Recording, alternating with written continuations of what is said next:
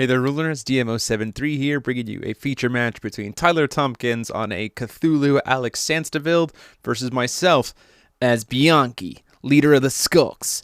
I run this gang, and I'm running a red-blue machine build. Let's go ahead and jump right in. Ruler School is brought to you by Odyssey Games, where you can go to pre-order upcoming Force of Will sets, ccgprime.com for singles and supplies, cardodoko.com for those rulers in the international market looking for product, the Ruler School Circuit Series now taking orders on our Q4 2024 circuit kits, and our guest lecturer members, Fight Ramen. Class is in session. So thank you, Bianchi, for that little intro. We are here showing off Tyler Tomkpin with his Alex build versus myself on, I call it Isekai Bianchi, because we're just trying to throw machines and truck Kun at you there with the good old Bozo Soku. It is a pollution mid-range kind of build, making heavily use of the fact that pollution does not affect machines, and that Bianchi starts the game with, in solo mode, lets us set up double pollution. This is a very big, helpful piece. You'll see some kind of old favorites from some cards we've seen before in red decks in this format, but also some pretty cool spice that I think is pretty neat. So just kind of trying to set up here the beginning of game triggers. Tyler's going to get to start with an extra 1,000 life, which is important, although it goes down very quickly thanks to a lot of multi-strike that is present in the Isekai build. So we're seeing exactly what kind of mulligans we're going to have here. We do have a couple proxies on Tyler's side, just as we were waiting for some stuff in the mail, but wanted to get this happen. Waiting for mulligans to finish resolving. 2 triggers go on the chase for me. One is the Rogue Spectator, and the other is the Bianchi himself. This deck does not use green at all, so there is no reason to play Rogue Replicant Shiva. 1,000 extra life for Tyler. We get a pollution amplifier into the field right at the beginning of the game, and then we just say Call Stone, pass, which is kind of what this deck is going to do in the opener. Again, we're a mid-range deck. Most of our powerhouse plays are 2-drops, so you'll see from there that is a Dark Depth Stone, tries to play the Yggdrasil to try to go search the Regalia. We're going to go ahead and respond by paying 100 to mirror that. We do not want to set that up. Going into our turn, we draw a free card off of Pollution Amplifier because the weather is pollution, so nice ability to just keep the hand filled as a red deck, which is really good here. Paying another 100, we're going to play Skulks Assault Troopers. Because this was cast from a hand, played from a hand, we can go ahead and do some shooting of some stones. This helps us bring a Vaporization Stone into play without having to worry about paying life for it, so it kind of helps the stone deck just not hit there. And it does put Tyler essentially back to only being able to have 1 will next turn. We talked about this before in the podcast, but Alex does not like the coin. It practically does nothing if you're playing into a Cthulhu build. It's a white energized coin that doesn't help you at all, unless you can use it for the Void of Bastet. So we'll just see a pass for the turn there. So drawing an extra card before recovery, again calling stone, keeping our hand nice and filled. We're on 3 will to Tyler's 1. Swinging in with a Skulks Assault Troopers. Because the weather is pollution, it will have multi-strike, so this will be 600 damage. We do see a Lucifer come down here, drain 5, gain 5, and then use the ability from Alex to shift it to be Protect. We are going to random walk to at least put it back on the bottom of the deck. We don't get to do any damage to Tyler because of it, because again, Protect shifts where the attack target went. It's one of the benefits of why I like using Lucifer in Alex builds, because giving it Protect just by casting it is nice, because even if they do spot remove it, you've still at least kind of prevented the attack, which is very nice. So pretty slow start for Tyler here, opening ourselves up to some pretty aggressive lines potentially. We do see 2 come down. We see Yog-Sothoth. It's going to get plus 1,000 for the turn and make it so all Cthulhu Resonators have, or J/Resonators have swiftness. This is going to then try to take out the Assault Troopers. It is only going to actually be swinging for 900 damage because it gets a -1/-1 counter, thanks to, again, the weather is pollution. So if you're not a machine, you come in with a -1. We're going to want to save our multi-striker here by flashing in Rogue Spectator to try to block. So Rogue Spectator just serving us a nice chump block here. The Yog-Sothoth just gets to stay in place. Draw again, keeps our hand nice and filled. Move to recovery. And here's where we get pretty aggressive. We have 3 will to Tyler's 1, potentially 2 with the white Regalia. We're not really too worried about it though. And we're going to get pretty aggressive here with a Bianchi Judgment. Bianchi's Judgment only costs 2, and if your opponent has a nice clear field and you have the right cards in hand, you can get ridiculously aggressive, especially since you see I have another random walk in hand there, which is nice if there is another spot, something to be able to potentially block with. Bianchi is going to come in here. 2 enter effects go on the chase, 1 to try to cheat in something with Biker's Gang in the field, and then the other to pump up all of my guys. So Bozo Soku comes out here, and then Bozo Soku gets to cheat in the second Assault Troopers, and now the stat pump goes in, and we have 5 machine entities on the field, so all of them are going to get an additional 500 attack. Now, one thing to note is that my current weather is not pollution, because Bianchi only sets your opponent's weather to pollution, so you do need to use the bike to then re-establish pollution for the turn, so that we can swing in, and this is just a lot of damage. So that's 1600 because it's 8 with double strike, another 1600 because that's 8 with double strike, and then another 34 from the truck. Even Bianchi would be able to swing there. It's pretty aggressive. So you can see just how we just kind of send Tyler into the next world with a nice Bozo Soku aggressive line there. Tyler definitely going to be choosing to take the play. Having that extra 1,000 life, it didn't really matter too much, but we need to be able to, like, the coin doesn't matter. So being able to get kind of proactive before I have the ability to kind of do like what you saw there before of pay 2 to like 2 stones, pop his first stone, and get pretty silly there with the Biker Gang. We're going to see a go ahead and pay 300 to the Vaporization. We lose 300 because we drew a card, and we're going to just coin out Violet and Maribella, a nice little machine here. Like we said before, we've seen this card. It is very good in this format. Being Eternal, under a mask, you can still pump Will into it, so you can carry Will to the next turn because that doesn't get taxed under mask. We do see Green Jade Amulet come down here. It's going to ramp a stone into play tapped. This does set Tyler up for being able to do Judgment on the next turn. We lose another 600 life right off the bat by drawing a card and then calling a Vaporization Stone.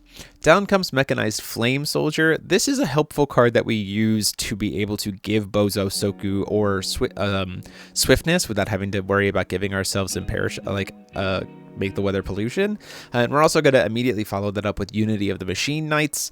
So now our Violet is a nice casual, she's casually normally a 5/7, so now she's a 13/8/15 with Eternal and Barrier, and the Swiftness guy is also very large here with Eternal and Barrier 2. We do see an end of turn flash in of a Lucifer to drain and gain. Tyler's saying you've already burned yourself for a lot. Your biggest flying blocker is gone. We're going to try to potentially get aggressive back, especially since he can use the Green Jade to perform Judgment here, because it's all part of one process with the limit counter thing. Now, I might be wrong, and a judge can correct me, but I do believe that this works. So you will, because it's all part of paying the actual cost of this thing, you can use the regalia to produce the other half, even if it is, then runs out of limit counters, and you can go into being able to do Judgment. This leaves Tyler up with 2 will available. If we had a Yogg-Sothoth here, that would be particularly gross, because then we could suddenly get very swing aggressively and get a lot of damage in that way. Get a second pack of hounds, so every card I draw is minus 600 life, and then we're just in bad shape. So Th'Ahmh is out here, gets to, if we have a way to be able to make me discard cards, we're going to see a swing in with Lucifer for 300 in the air. If we had a Maddening Whispers here, that would be particularly good, because then for every card that I draw, I would lose 300 life. Ultimately just choosing to pass the turn, so we lose another 300 thanks to the pack of hounds, and then another 300 potentially because of this Vaporization. Hitting all 3 of my Vaporization stones was particularly rough here.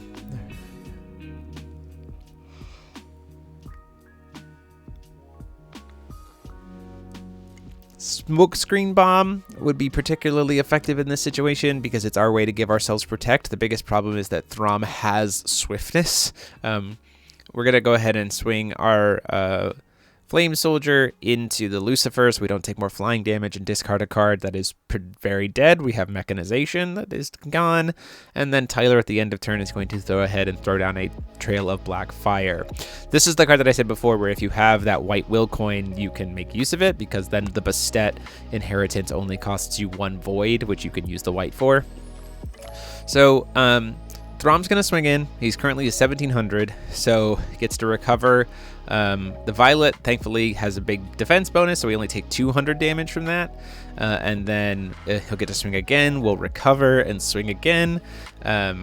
So again, we only take 400 from the Th'Ahmh itself. But the biggest problem here now is that the Hounds themselves can attack and just go in for 3. Remove a limit counter, and then because he removes a limit counter, it gets to go get a Fire Hounds of Tindalos, which we will recover and block that pack of hounds after that trigger happens.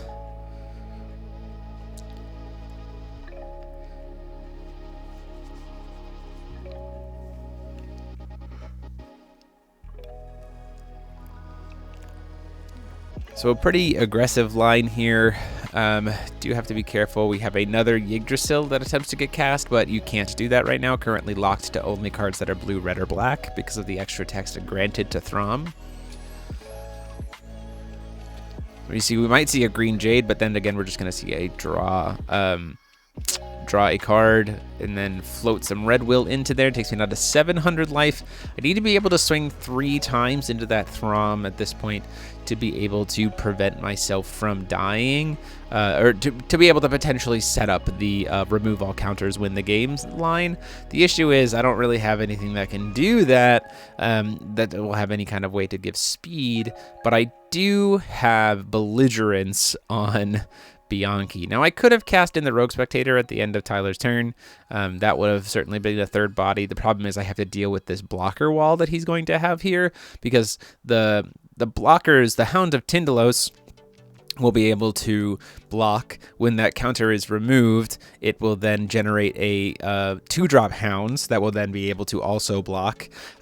So like, there's no way that without dealing direct damage with something like Sniper or anything else like that, that I'm going to actually be able to hit the I'm going to not actually be able to hit the Th'Ahmh itself. So down comes this Th'Ahmm's pack of hounds, but because I have Bianchi flipped, it actually will get 2 -1/-1 counters on it, so it's immediately going to die. So going to swing in with the Violet at it to try to remove one of its counters. Bianchi will attempt to swing at it as well. Again, we get to go get another Hounds of Tindalos here. That is a little bit bigger now, but the other hounds can just block. And then at that point in time, I would have to have a way to directly burn. Smokescreen Bomb would work here as well during Tyler's turn to be able to, on the first swing that would remove the 1 counter, I can make a Smokescreen Bomb that can have protect. So then I don't have to worry about taking the pierce damage. Or I could just recover the Violet as well.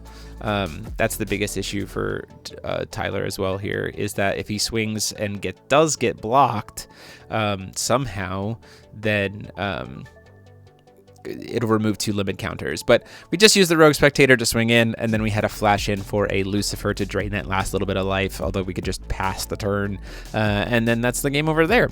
So like you see, without the Bastet, a red deck can pretty aggressively go after a Th'Ahmh. We're choosing to take the coin here as well in the opening lines here, just hoping to see maybe a bit of a better line. And this time we did see Pollution Amplifier, which is a big bonus for this deck. Turn 1, we see Yggdrasil, Heroic Spirit, which gets to search out the 2-drop Regalia, and then next turn we'll be able to play the 2-drop Regalia. So pretty nice.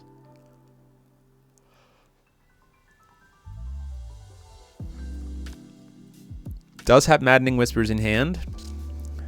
Draw for my first turn, call Stone.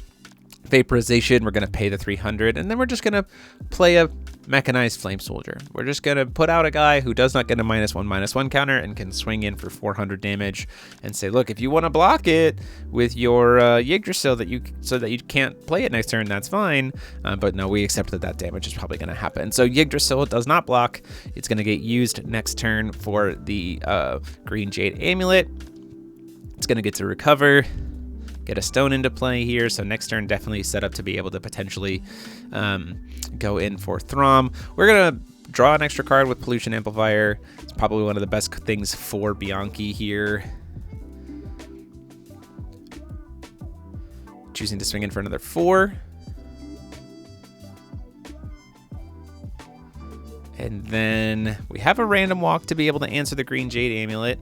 Waiting to see what the quick cast might be here. So Lucifer gets quick cast, and while we're fully tapped out, we're going to go ahead and random walk the Regalia to the bottom of the deck. So we're going to accept the drain gain. The Lucifer is only a 3/3 because of the pollution elements. And you see we did have a Smokescreen Bomb in hand there, which is very helpful for us.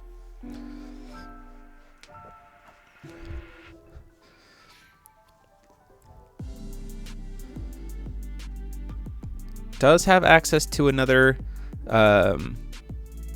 Green Jade Amulet here. So we're going to see Green Jade Amulet come down. It's going to ramp a stone.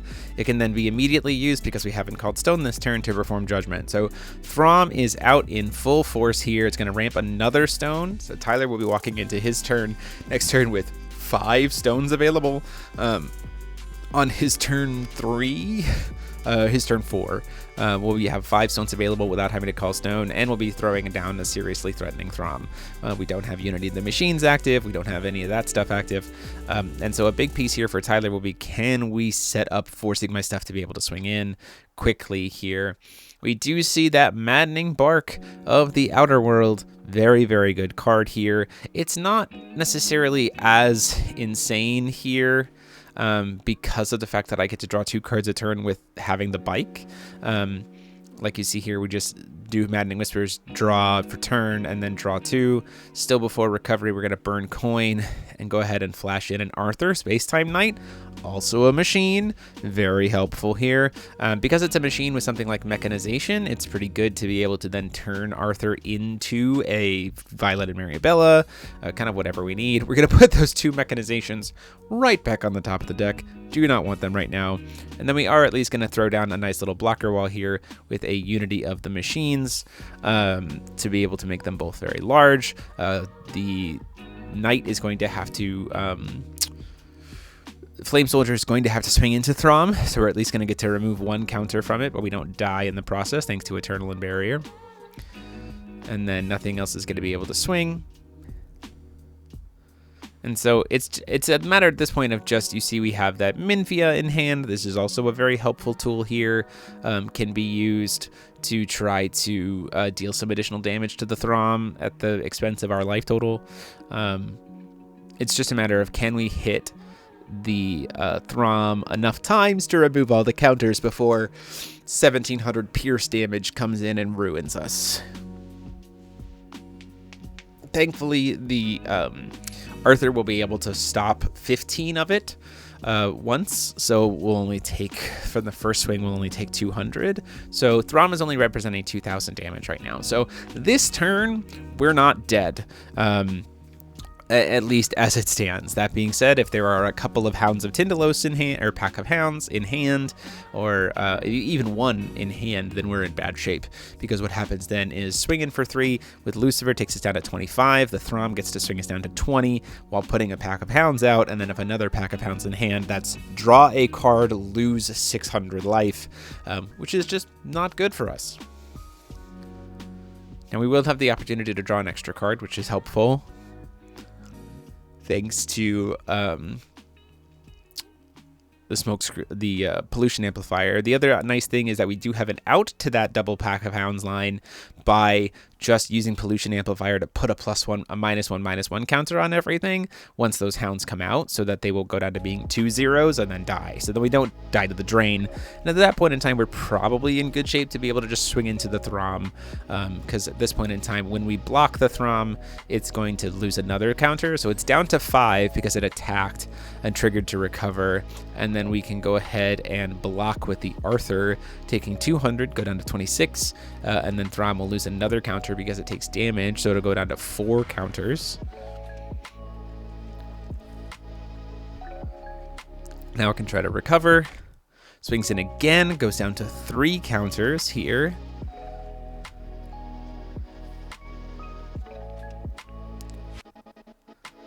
At that point in time, we're going to flash in 2 to flash in another Arthur, Space-Time Knight.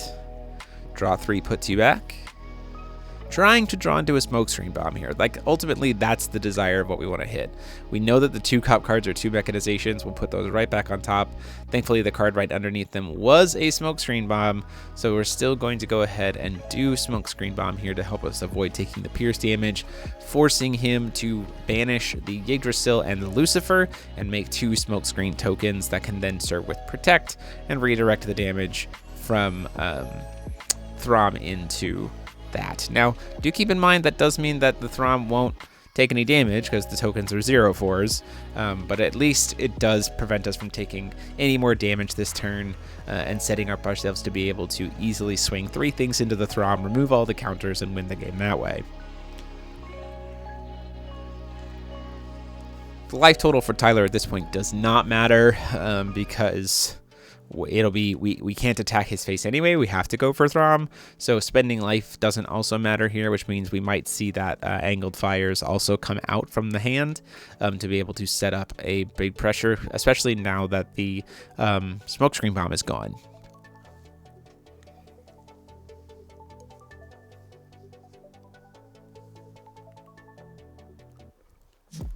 So we're gonna go ahead and pay for an awakened Yog-Sothoth to make things very huge. Tries to go into my face. We'll throw the Space-Time Knight underneath it. And then he starts to scoop it up there and talks about the angled fires. We just go ahead and we talk about how you can set up a nice blocker wall to at least prevent yourself from being able to attack. I only have 2 things that can swing, so the angled fires can block one of them, and also the protect token, even if it did have something, would just be able to the angled fires, if it did have any form of because it's technically a 0/3 because it's not a machine.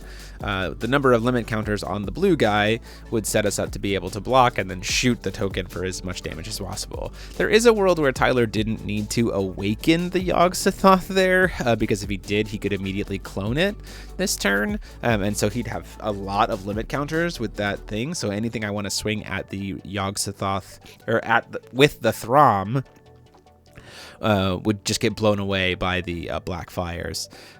So unless I had another thing that had Eternal. So Calling Stone, Vaporization, choosing to pay the 3. I'm going to try to move into combat here. Needing to get 3 counters in.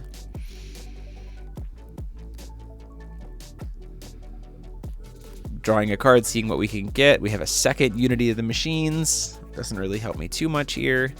We're going to go ahead and play another Pollution Amplifier and try to draw a card, seeing if we can get something there. We saw another Smokescreen Bomb, which is great for being able to go in for it next turn. So the Pollution guy has to swing in. It immediately dies. We'll swing in with Th'Ahmh.